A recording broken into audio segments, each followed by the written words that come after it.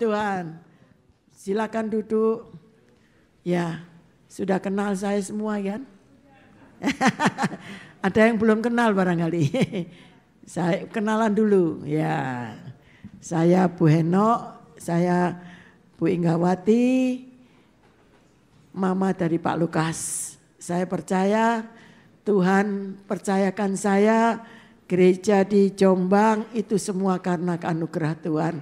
Kalau 6 tahun yang lalu Pak Henok sudah dipanggil Tuhan, saya percaya Tuhan meneruskan untuk saya meneruskan pengembalaan di Jombang semua karena anugerah Tuhan. Puji Tuhan, dengan anak 4, mantu 4, cucu 10 Tuhan percayakan. Puji Tuhan. Saya sudah mantu cucu ya, Gebi, bentar lagi jadi Mak Co.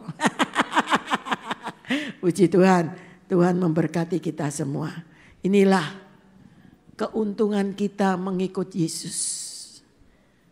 Kalau kita sungguh-sungguh mau mendengar, sungguh-sungguh mau melakukan firman Tuhan, Tuhan berjanji orang benar itu tidak pernah ditinggalkan.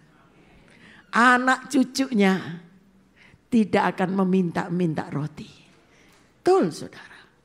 Saya melihat, saya bukan hanya melihat anak-anak berhasil, tapi saya melihat cucu-cucu saya mulai Yuda, Kevin, ya, Gepi semua melayani Tuhan.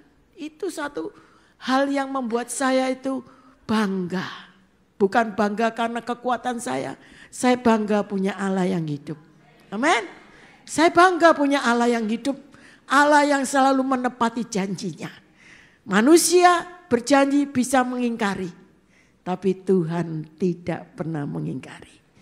Dia selalu menepati janji-janjinya. Amin. Hari ini firman Tuhan tentang perjanjian Allah dengan manusia. Waktu itu perjanjian diadakan dengan bangsa Israel. Dan saat ini perjanjian Allah dinyatakan kepada kita. Karena perjanjian itu dibutuhkan dua pihak. Allah dengan manusia. Saya percaya perjanjian dengan Allah ini dikatakan perjanjian darah. Tapi saya percaya melalui kita simak firman Tuhan ini. Mari kita belajar dalam Keluaran 24. Ayat yang ketiga sampai yang ke-11. Supaya saudara mengerti lebih dahulu bagaimana perjanjian ini diadakan. Ya, saya percaya kita semua mengerti dan kita akan menjadi pelaku firman Tuhan. Puji Tuhan. Tadi pagi saya sudah sampaikan, tapi saya akan ulang. Cuma nanti ada hasil versi yang lain yang Tuhan sampaikan kepada kita. Puji Tuhan. Kita baca sama-sama ya, bersaut-sautan ya. Mulai ayat yang ketiga. Lalu datanglah Musa dan memberitahukan kepada bangsa itu segala firman Tuhan dan segala peraturan itu. Maka seluruh bangsa itu menjawab serentak, segala firman yang telah diucapkan Tuhan itu akan kami lakukan. 4.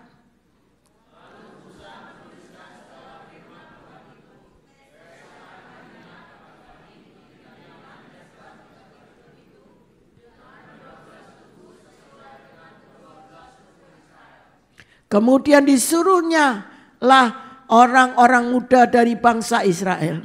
Maka mereka mempersembahkan korban bakaran dan menyembelih lembu-lembu jantan sebagai korban keselamatan kepada Tuhan.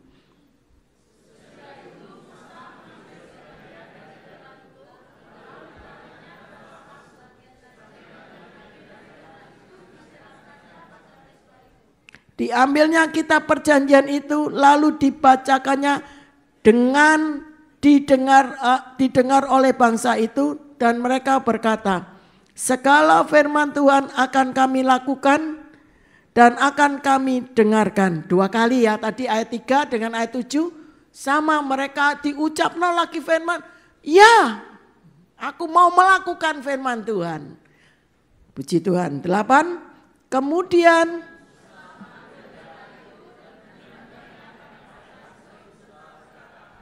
inilah darah perjanjian yang diadakan Tuhan dengan kamu berdasarkan segala firman itu.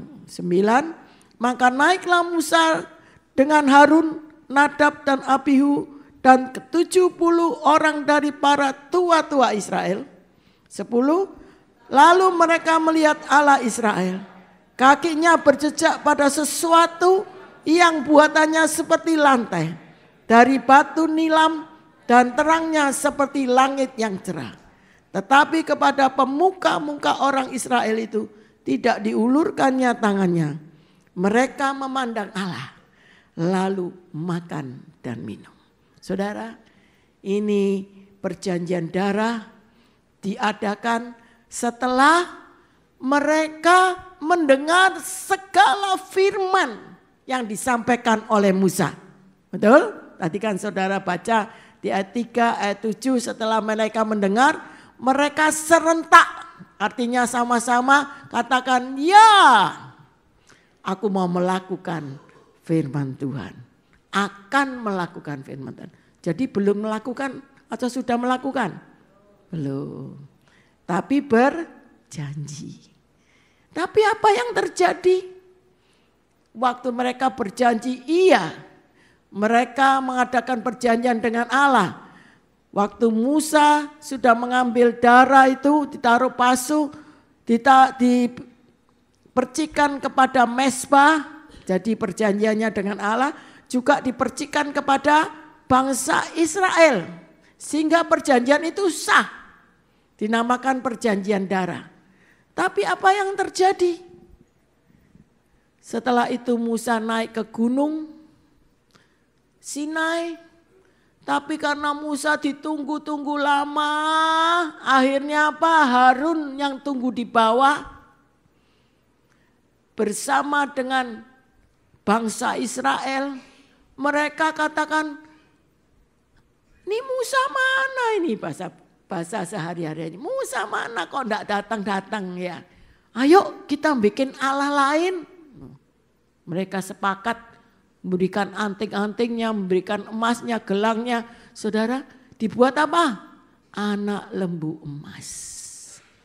Bayang no, tadi sudah janji. Belum setahun.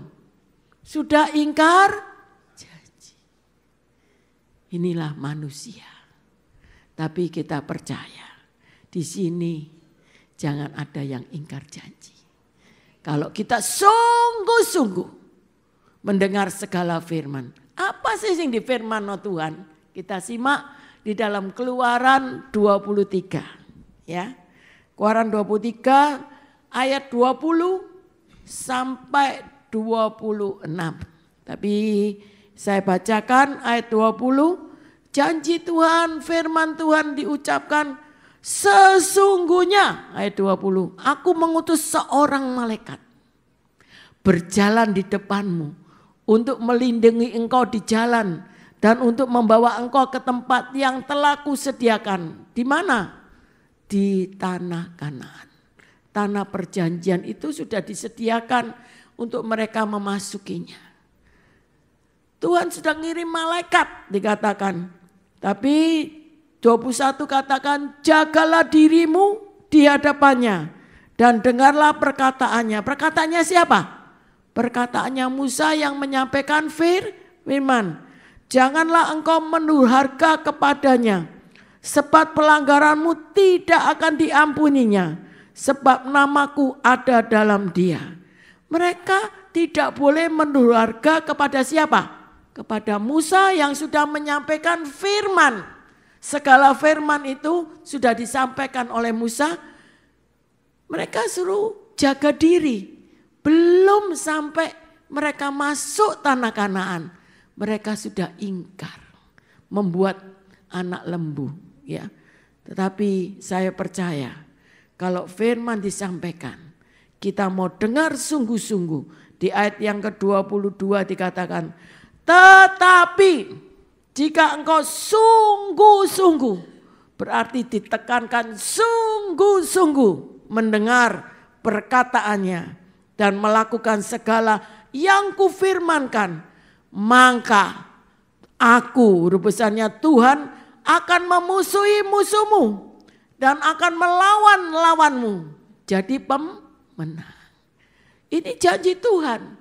Kalau kita sungguh-sungguh mendengar firman yang disampaikan oleh hamba Tuhan. Siapapun itu yang menyampaikan. Saudara mendengar dan melakukannya. Saya percaya Tuhan berkata kita akan disertai malaikat, dilindungi, dijaga. Bahkan apakah nanti dijaga? Kita masuk ke negeri itu. Apa yang terjadi?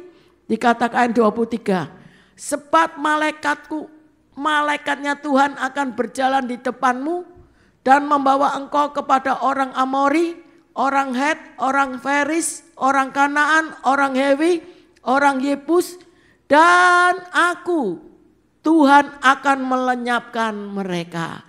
Wih, ini janji Tuhan. Betul? Belum mereka masuk tanah Kanaan. Mereka tidak bisa menikmati karena mereka mulai ingkar. Ingkar janji. Jangan janji-janji tapi tidak nepati. Kau yang berjanji, kau yang mengingkari. Jangan sampai di sini. Jangan ada yang mengingkari janji. Setuju? Setuju? Kalau janji sama Tuhan mau setia, tetaplah setia. Tetaplah jujur, tetaplah taat melakukan firman Tuhan dengan penuh kerendahan hati. Saya percaya saudara akan dibuat berhasil. Bahkan dikasih pesan lagi di ayat yang ke-24. Dikatakan, janganlah engkau sujud menyembah kepada ilah mereka atau beribadah kepadanya. Janganlah engkau meniru perbuatan mereka. Tetapi haruslah engkau memusnahkan sama sekali patung-patung berhala buatan mereka. Dan tugu-tugu berhala mereka haruslah kau remukkan sama sekali. Jadi dihancurkan ya. Apa yang harus kita lakukan ayat 25? Tetapi baca sama-sama. Tetapi kamu harus beribadah kepada Tuhan Allahmu. Maka ia akan memberkati roti makananmu dan air minumanmu.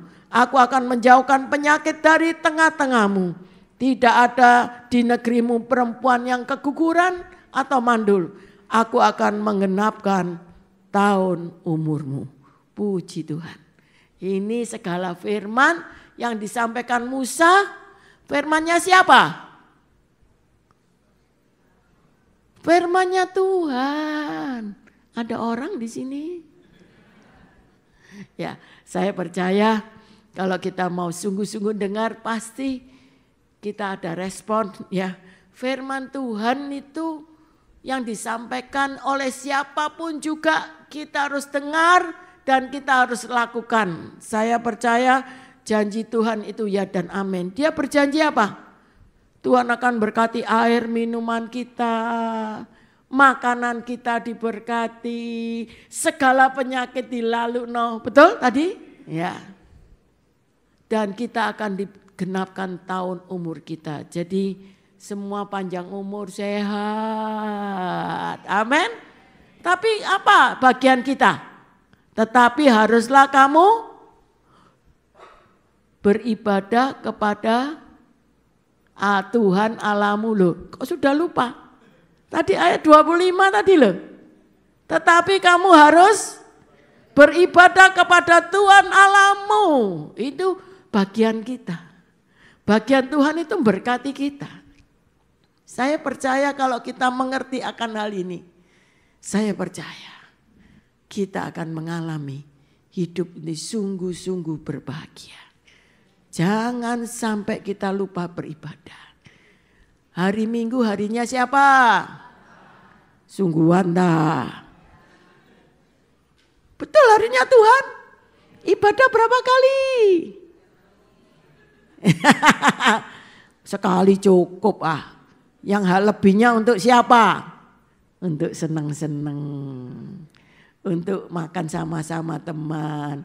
Aku punya urusan, aku punya kepentingan. Saya percaya kalau kita sungguh-sungguh beribadah kepada Tuhan. Hasilnya apa? Kita lihat 1 Timotius pasal 4 ayat yang ke-8.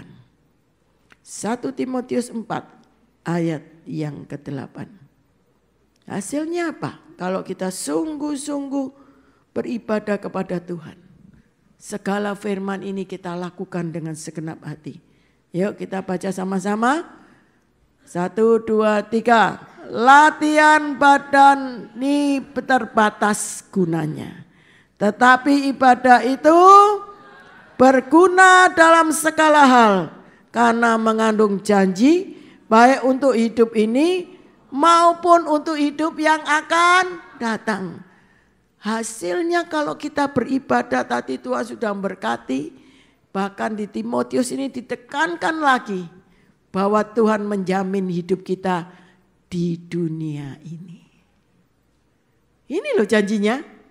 Memang kalau orang latihan badan senam itu terbatas gunanya. Karena apa? Itu untuk kesehatan. Tapi tidak untuk hidup kekal. Tapi kalau kita ibadah ini latihan untuk kemana? Latihan kemana? Saudara ibadah ini latihan kemana?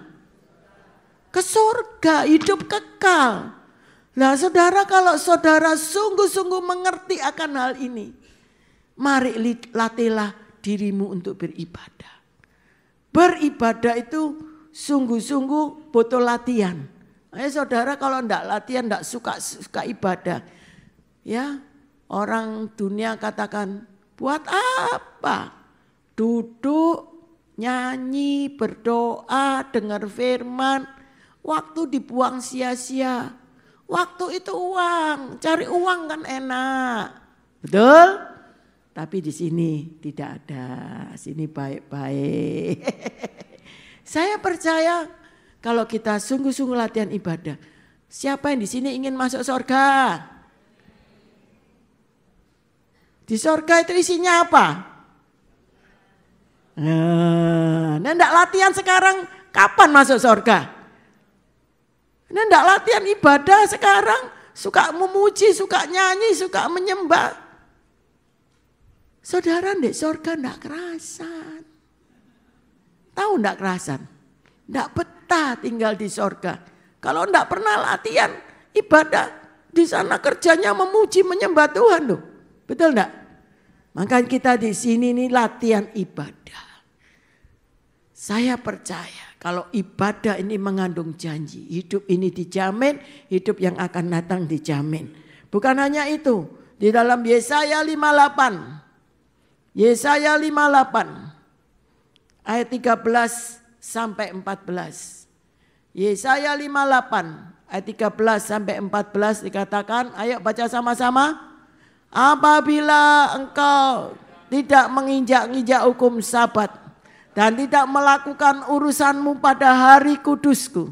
Apabila engkau menyebutnya hari Sabat, hari apa? Kenikmatan. Dan hari kudus Tuhan, hari yang mulia. Apabila engkau menghormatinya dan tidak menjalankan segala acaramu dan dengan tidak mengurus urusanmu. Atau berkata omong kosong. Apa janji Tuhan? Ayat 14. Maka engkau akan bersenang-senang karena Tuhan. Dan aku akan membuat engkau melintasi puncak-puncak bukit-bukit di bumi dengan kendaraan kemenangan. Aku akan memberi makan engkau dari milik pusaka Yakub, bapak leluhurmu. Sebab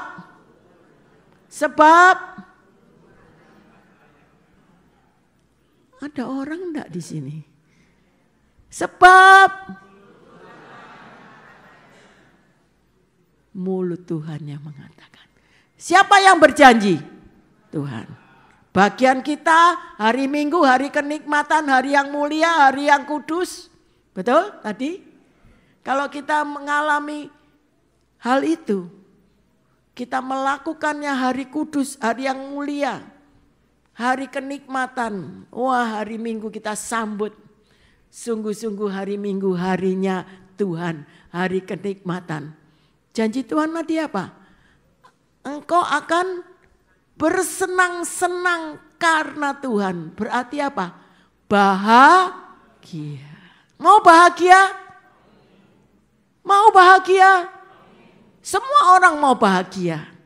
Tapi lakukan bagian kita. Hari Minggu harinya Tuhan. Hari kenikmatan, hari mulia, hari kudus. Dan kita menghormatinya. Baru kita akan mengalami kebahagiaan. Banyak orang cari kebahagiaan. Aku pengen bahagia, aku pengen bahagia. Padahal kebahagiaan itu cuma ada di dalam Tuhan. Kalau kita sungguh-sungguh menghormati harinya Tuhan, kita akan mengalami kebahagiaan. Bersenang-senang karena Tuhan. Betul? Yang kedua tadi apa? Tuhan akan membuat kita melintasi puncak, bukit-bukit. Puncak itu artinya kita melewati dengan kendaraan kemenangan. Masalah, persoalan, semua orang punya masalah. Semua orang punya persoalan. Kita akan melintasi. Lu semua orang juga saya alami masalah. Tapi saya melintasinya dengan kendaraan kemenangan bersama dengan Tuhan. Kemenangan-kemenangan sudah disediakan oleh Tuhan. Kalau kita melintasinya bersama dengan Tuhan. Amin. Dan yang ketiga tadi apa janjinya? Di dalam Yesaya 58 ayat 14. Tuhan akan memberi kita makan dari milik pusaka Yakub. Namanya warisan itu bisa habis enggak? Kalau warisan dari surga ya enggak bisa habis. Karena yang ngomong Tuhan. Tapi kalau warisan nih orang tua kita dihabis no ya habis. Betul enggak? Tapi kalau Tuhan yang mengatakan. Dia yang menepatinya. Karena Allah bukan manusia. Allah tidak pernah berdusta. Allah tidak pernah berdusta. Dia menepati janjinya. Sebab itu biarlah kita melakukan segala firman Tuhan. Janji Tuhan tadi apa? Kalau kita sungguh-sungguh melakukan segala firman ini. Tuhan akan mengirim malaikat. Menjagai, melindungi kita, memasuki negeri tanah perjanjian. Semua musuh dihalau. Ya tadi kan saudara baca. Musuhnya semua dihalau. Ya toh? Bahkan Tuhan melenyapkan mereka. Dan janji Tuhan. Kalau kita sungguh-sungguh beribadah hanya kepada Tuhan. Dia satu-satunya Tuhan dalam hidup kita. Jangan ada ilah lain. Tuhan akan memberikan kita kebahagiaan. Tuhan akan membuat kita menang terus. Lakon itu menang terus. Betul enggak? Menangan terus. Tapi yang terakhir janji Tuhan katakan bahwa kita akan dikasihi makan. Berarti kita ini kenyang-kenyang, kelimpahan. Saya percaya ini janji Tuhan kalau kita sungguh-sungguh melakukan semua firman Tuhan. Puji Tuhan. Dan saya percaya perjanjian dengan Allah itu, perjanjian darah itu artinya apa? Kita belajar bahwa perjanjian darah tadi, darahnya itu dipercikkan ke mezbah, lalu dipercikkan kepada bangsa itu. Jadi saat ini darah itu artinya penyucian, pengampunan. Saya percaya melalui darah kita diampuni, melalui darah kita disucikan. Tapi zaman perjanjian lama, darahnya siapa? Darahnya anak domba. Ini loh. Darahnya anak domba.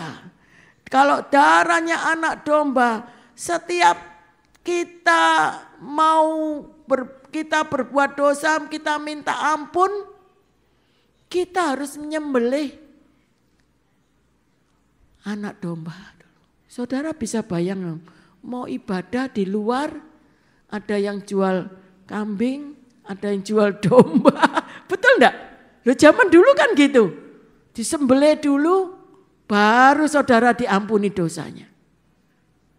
Tapi puji Tuhan, saya percaya Melalui darah Yesus pengampunan terjadi. Amin. Saya percaya dulu yang bisa masuk ke ruang maha suci hanya imam-imam besar. Betul? Kita tidak bisa langsung doa sama Tuhan melalui imam besar yang menghapus dosanya sendiri, baru menghapus dosanya manusia. Bahkan dikatakan kalau kita sungguh-sungguh mengerti akan hal ini, kita ini bersyukur hidup dalam perjanjian baru. Perjanjian baru ini hidup dalam kasih karunia. Dan yang kedua, perjanjian darah tadi tentang penyucian, pengampunan. Yang kedua yaitu perjanjian darah sudah terwujud melalui darah Yesus. Tuhan Yesus Kristus.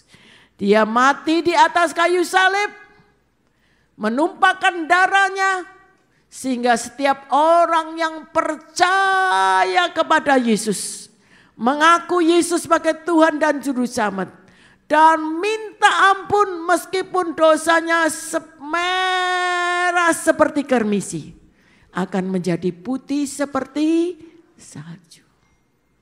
Saya percaya yang kedua ini, perjanjian darah sudah terwujud melalui perjanjian baru, yaitu darah Yesus yang sudah ditumpahkan kepada kita. Sehingga Markus pasal 14 ayat 24 mengatakan, Markus 14 ayat 24 mengatakan, ia berkata kepada mereka, inilah darahku, darah perjanjian yang ditumpahkan bagi banyak orang. Disambung Ibrani 9 ayat 11 sampai 12. Ibrani 9 ayat 11 sampai 12. Dikatakan, ayo baca sama-sama. Tetapi Kristus telah datang sebagai imam besar untuk hal-hal yang baik yang akan datang. Ia telah melintasi kemah yang lebih besar dan yang lebih sempurna, yang bukan dibuat oleh tangan manusia. Artinya yang tidak termasuk ciptaan ini. Terus ayat 12.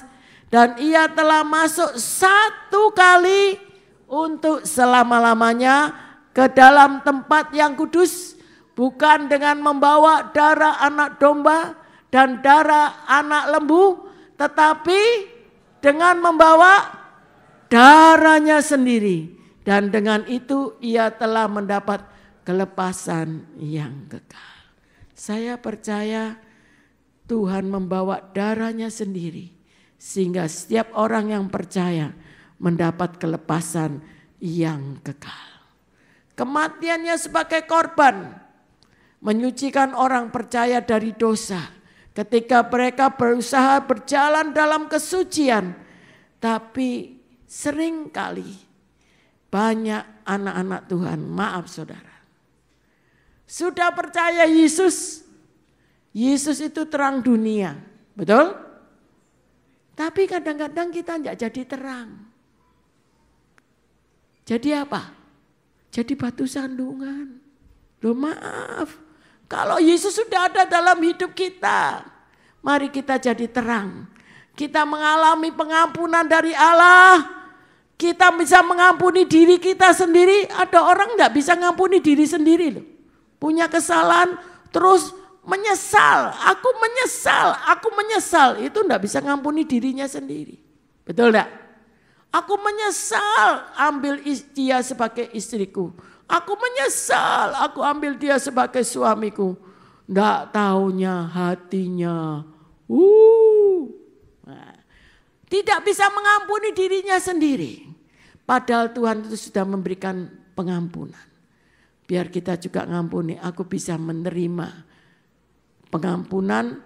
Dan aku percaya aku sudah diampuni. Dan aku belajar untuk mengampuni orang lain. Seperti Tuhan sudah mengampuni kita. Seperti yang doa Bapak kami yang diajarkan Tuhan. Ampunilah kami seperti kami juga mengampuni orang lain yang bersalah kepada kami. Saya percaya kalau orang hidup dalam terang, seperti Tuhan yang hidup dalam terang, kita akan beroleh persekutuan seorang dengan yang lain. Oleh sebab darah Yesus telah menyucikan kita dari dosa. Saya percaya bahkan dikatakan Tuhan itu mendamaikan kita dengan Allah. Bukan hanya dosa kita disucikan, tapi kita didamaikan dengan Allah. Dan kita juga didamaikan dengan sesama kita. Percaya? Amin. Dan yang ketiga, kalau kita ngerti perjanjian tadi yang pertama apa? Darah itu menyucikan, mengampuni. Yang kedua, perjanjian darah itu sudah terwujud melalui Yesus Kristus. Dan yang ketiga, perjanjian darah itu membuat kita harus taat. Ya, karena darah Yesus itu harus kita percaya dengan sungguh-sungguh, kita taat melakukan firman Tuhan dengan sungguh-sungguh. Kita memang diselamatkan, tapi kita harus mengerjakan keselamatan itu. Kita buka Filipi pasal 2 ayat yang ke-12. Filipi pasal 2 ayat yang ke-12. Biar kita taat. Ayo kita baca sama-sama. Hai saudara-saudara yang kukasihi, yang kekasih. Kamu senantiasa apa? Taat. Karena itu tetaplah kerjakan keselamatanmu dengan takut dan gentar.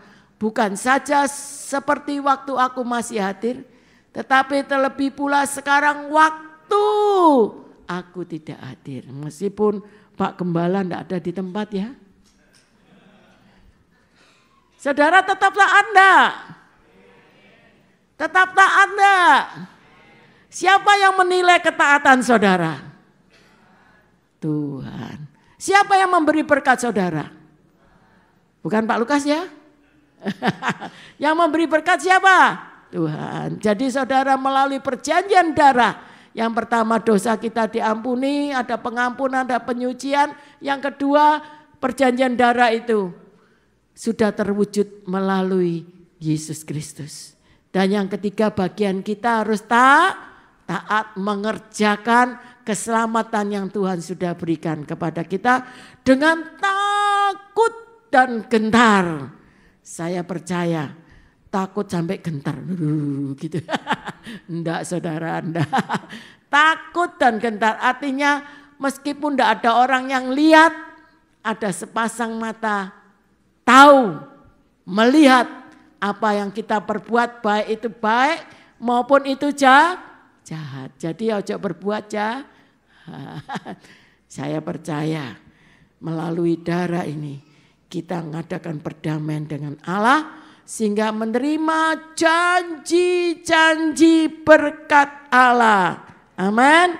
Tadi sudah saya sebutkan tadi pagi, sekarang ada janji berkat yang lebih baik lagi. Tuhan sudah janjikan, yaitu yang pertama janjinya hasil dari kita ketaatan itu tadi. Yang pertama kita dilepaskan oleh darah perjanjian. Bahkan kita diberkati 2 kali lipat. Siapa yang mau dilepaskan diberkati 2 kali lipat? Semua mau? Amin. Kita buka Sakaria pasal 9 ayat 11 dan 12. Sakaria pasal 9 ayat 11 dan 12. Nah, tadi saya katakan siapa yang di sini tadi pagi sudah datang lagi. Loh, baru datang. Tadi yang dengar pagi cuma sebagian berkatnya ya.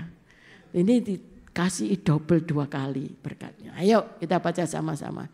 Mengenai engkau, oleh karena darah perjanjianku dengan engkau, aku akan melepaskan orang-orang tahananmu dari lubang yang tidak berair. 12. Kembalilah ke kota bentengmu.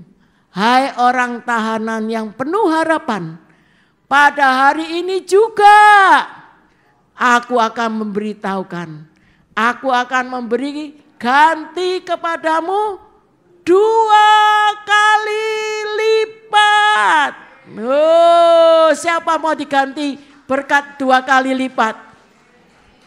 Ayo kalau yang mau tepuk tangan. 2 kali lipat, kesehatan kami diberikan 2 kali lipat, berkat kami diberikan 2 kali lipat, berkat rohani diberikan 2 kali lipat. Kita makin mengerti kehendak Tuhan dan berjalan dalam kehendak Tuhan. Ini luar biasa. Tapi syaratnya apa? Harus kembali kepada mana? Ke kota benteng. Kembali kepada kasih yang mula-mula saat saudara baru terima Yesus. Waktu terima Yesus pertama-tama saudara punya cinta yang semula kan? Berapi-api. Kepinginnya setiap hari beribadah. Betul enggak? Kebaktian kaum ibu ya didatangi. Meskipun bapak ya. Karena kepingin dengar firman Tuhan. Aku tak melok, aku tak ikut. Nah, sampai setiap hari beribadah. Karena hati lagi menggebu-gebu mencintai Tuhan. Merasakan kasihnya, merasakan cintanya. Merasakan semuanya sudah dibebaskan. Loh, ini janji Tuhan. Orang kalau lagi ditahan, dilepas itu senengnya kayak apa? Sukacitanya kayak apa? Betul enggak? Kita pun harus rasakan itu. Kita ini sebetulnya menuju kemana? Neraka loh. Kita ini menerima upah maut loh sebetulnya. Tapi karena darah perjanjian kita diselamatkan. Kita dibalik kemana? Ke jalan hidup yang kekal. Perlu sukacita enggak? Ya sukacita namanya orang dibebas Nah itu loh. Sering kali banyak orang beribadah enggak ngerti arti kelepasan. Orang kalau sudah dilepas dari dosa itu ayo bersukacita. Sampai Daud katakan, aku mau bersukacita masuk ke rumah Tuhan. Loh saudara ke rumah Tuhan terpaksa atau sukacita? Loh ini loh. Mau diberkati 2 kali lipat? Mau berkati. Nah, tapi kita harus merasakan kelepasan sukacita yang luar biasa. Kita kembali pada kasih yang semula. Ini janji Tuhan. Bahwa karena darah perjanjian Allah dengan kita. Dia akan melepaskan kita. Bukan hanya dilepaskan. Yang kedua, dikuduskan oleh firman Tuhan. Saudara mau dikuduskan oleh firman Tuhan? Dikuduskan oleh Roh Kudus? Ya, kita buka 1 Petrus pasal 1. Ayat yang kedua. 1 Petrus pasal 1 ayat yang kedua. Yuk kita baca sama-sama. Ya itu orang-orang yang dipilih, ayo baca sama-sama, yaitu, sebentar,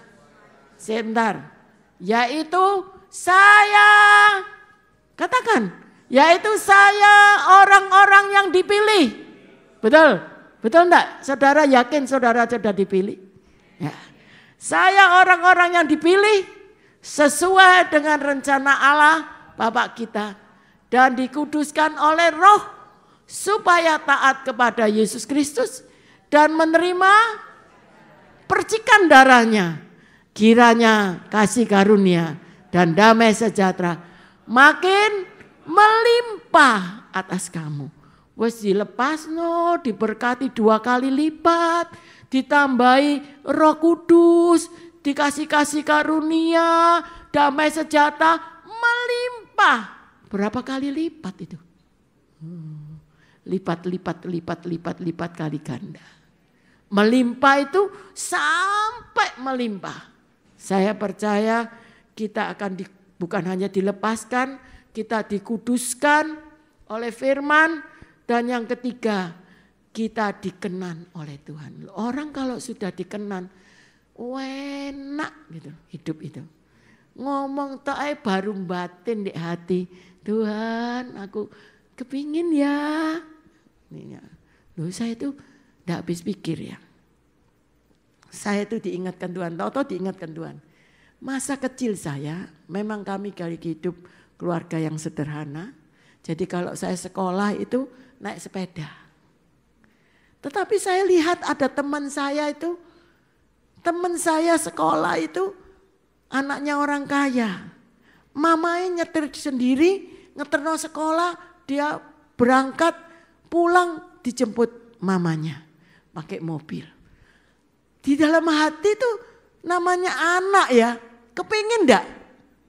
Seneng rek, punya mama, bisa punya mobil, bisa ngeterno anak. Kapan ya aku bisa kayak gitu, besok naik punya anak, aku pingin naik mobil, ngeterno sekolah anakku. Loh, itu namanya anak kecil ya. Sudah waktu itu SD, ya lupa, saya lupa. Tapi begitu saya taat untuk pindah ke Jombang, tahu-tahu Tuhan kasih kami berkat mobil, saya belajar mobil. Ya. Sehingga kalau anak-anak sekolah, saya antar sekolah, pulang tak jemput.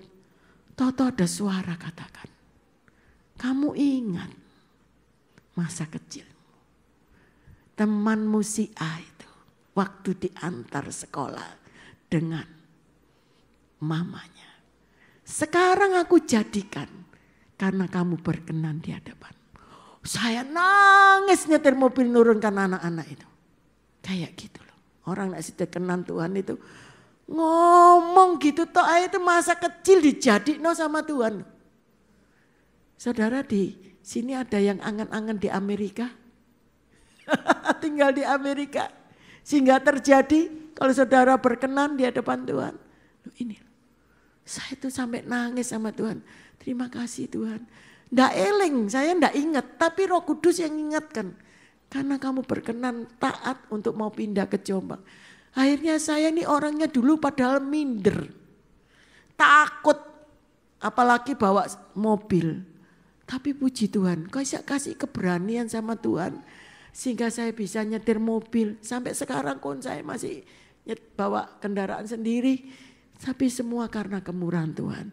Sehingga saya kalau mau ibadah doa pagi, mau ibadah minggu pagi jam 5, saya enggak tergantung anak-anak. Kalau sore memang anak-anak ajak mama enggak usah keluarkan mobil. Mama bareng kita ya. Saya percaya ini loh kita dilepaskan, kita dikuduskan oleh firman, kita dikenan oleh Allah. Mau dikenan oleh Allah? Siapa yang di sini belum punya surat? Mau dikenan Allah? Bagi Allah tidak ada yang mustahil. Tuhan bisa memberikan. Siapa yang di sini belum punya rumah? Tuhan bisa memberikan rumah. Asal saudara berkenan. Siapa yang di sini mau punya pasangan? Angkat tangan. Nanti Tuhan, kalau kita hidup kita berkenan dikasih sama Tuhan. Yang betul-betul takut sama Tuhan. Loh iya. Ya seiman, harus seiman, sepadan, satu Tuhan, satu tujuan. Saya percaya itu akan terjadi dalam hidup saudara. Kalau kita berkenan di hadapan Tuhan. Ya, kita buka Ibrani 13. Ayat 20 dan 21. Kenapa kita bisa berkenan di hadapan Tuhan? Dikatakan ayat 20. Maka, ayo baca sama-sama. Maka Allah damai sejahtera yang oleh dana perjanjian yang kekal telah membawa kembali dari antara orang mati Gembala agung segala domba, yaitu Yesus Tuhan kita. 21. Kiranya melengkapi saya, ya, kiranya melengkapi saya dengan segala yang baik untuk melakukan kehendaknya siapa? Kehendaknya Tuhan. Dan mengerjakan di dalam saya apa yang berkenan kepadanya oleh Yesus Kristus. Bagi Dialah kemuliaan sampai selama-lamanya. Amin. Kalau sudah diperkenan sama Tuhan, hati ini sudah enggak mau mencuri kemuliaan Tuhan. Betul enggak? Segala kemuliaan hanya bagi Tuhan. Saya percaya bagi Dialah kemuliaan sampai selama-lamanya. Yang keempat, melalui darah perjanjian ini sudah diperkenan, dikuduskan, diperkenan ya. Yang keempat, diberi hidup yang kekal. Siapa mau hidup kekal? Di mana? Di sorga. Ya, kita bukan hanya hidup kekal, tapi dikasih harta yang kekal, menerima sesuatu bagian yang sudah ditentukan untuk kita. Kita lihat 1 Petrus pasal 1. 1 Petrus pasal 1 ayat yang ketiga dan yang keempat. 1 Petrus pasal 1 ayat 3 dan yang keempat. Ya, dikatakan, ayo baca sama-sama. Terpujilah Allah dan Bapa Tuhan kita Yesus Kristus, yang karena rahmat-Nya yang besar telah melahirkan kita kembali oleh kebangkitan Yesus Kristus dari antara orang mati kepada suatu hidup yang penuh pengharapan. Terus ayat yang keempat, untuk menerima suatu bagian yang tidak dapat binasa, yang tidak dapat cemar, yang tidak dapat layu, yang tersimpan di sorga bagi saya. Wih, mau terima hadiah harta yang tersimpan di sorga, yang tidak binasa, yang tidak cemar, tidak layu. Apa itu? Lihat saya pakai mahkota dari sorga, karena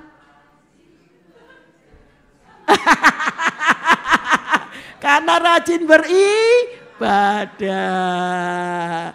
Karena orang yang setia sampai mati, Tuhan janji memberikan mahkota kehidupan. Yang setia. Jadi setia lo ya. Nah, tadi apa hasilnya dari perjanjian darah itu? Kalau kita sungguh-sungguh melakukan firman Tuhan, kita beribadah kepada Tuhan dengan sungguh-sungguh, ada ekstra tadi apa? Yang pertama apa? Dilepaskan dari tawanan. Betul enggak? Mungkin tawanan dosa, belenggu-belenggu ikatan dari kuasa-kuasa iblis dilepaskan. Dikasih bonus berapa kali lipat? 2 kali lipat. Enak ya? Terus yang kedua tadi apa? Bukannya dilepaskan, sudah dilepas dikudusno oleh Roh Kudus. Dulu kita enggak bisa hidup kudus loh. Isanya rokok kudus. Tapi karena darah perjanjian itu kita bisa dikuduskan oleh Roh Kudus. Mulut kita biasanya maki-maki, biasanya emosi, suka amarah, maaf saudara, suka nyalakan orang lain. Kita dikuduskan oleh Roh Kudus. Kata-kata kita tidak menyakitkan lagi. Menjadi hati bijaksana. Orang yang mendengar itu mengalami sukacita. Betul, dikudus oleh Roh Kudus. Siapa yang bisa merubah perkataan yang biasa nih? Karena kalau sudah kudus, hatinya kudus. Hatinya isinya firman. Pasti yang keluar itu apa? Firman. Kenapa orang marah-marah? Kenapa orang suka nyalan orang lain? Kenapa orang sukanya kerasani orang lain? Bahkan ngerasani pendeta. Oh enggak, di sini baik-baik. Di tempat lain. Saudara, kenapa? Karena hatinya kosong. Ini loh, perlu kita dikuduskan oleh firman, oleh Roh Kudus. Saya percaya kalau orang dikuduskan oleh Roh Kudus, suka baca firman, sing ngomong keluarnya apa? firman. Sehingga orang yang mendengar menjadi sukacita. Tidak cemberut, tidak marah, tidak emosi, tapi sukacita. Kata-katanya seperti air yang sejuk di hati. Saya percaya itu Roh Kudus yang membuat semuanya. Dan yang ketiga tadi apa? Dikenan oleh Tuhan. Siapa yang membuat kita dikenan? Karena darah perjanjian ini. Allah katakan Tuhan akan melengkapi kita untuk melakukan kehendaknya. Bukan oleh kuat dan gagah kita, tapi Roh Kudus yang ada dalam hidup kita. Sehingga kalau kita berkenan, saudara punya anak, kalau anak itu nyenengno terus, orang berkenan itu kan nyenengno ya. Ya toh? Nyenengno bapak nyenengno ibu Saudara punya anak kalau nurut, taat, nyenengno, pasti saudara itu punya makanan naik sing enak itu ingat anak enggak? Apalagi Tuhan. Kalau kita berkenan di hadapan Tuhan, segala kebutuhan kita. Tadi sudah dikasih 2 kali lipat, dikasih limpah karunia. Kita dikenan sampai kita mendapatkan apa? Bagian yang tidak binasa, bagian yang tidak cemar, bagian yang tidak layu sudah disediakan bagi orang yang sungguh-sungguh berkenan di hadapan Tuhan. Tersimpan di sorga. Karena Tuhan belum tak kasih no sekarang. Nah dikasih no sekarang. Wah manusianya masih sombong. Nek punya mahkota pamer jalan di mana-mana pakai mahkota. Tapi Tuhan sudah simpankan mahkota kita di mana? Di sorga. Ayo mau setia? Aminnya kok lemes gitu. Mau setia? Mau jujur? Mau taat? Pesannya Pak Henok ya. 6 tahun yang lalu sebelum meninggal, khotbah di sini paling akhir katakan apa? Sejuta. Masih ingat? Setia, jujur, taat. Salam sejuta. Tuhan Yesus memberkati.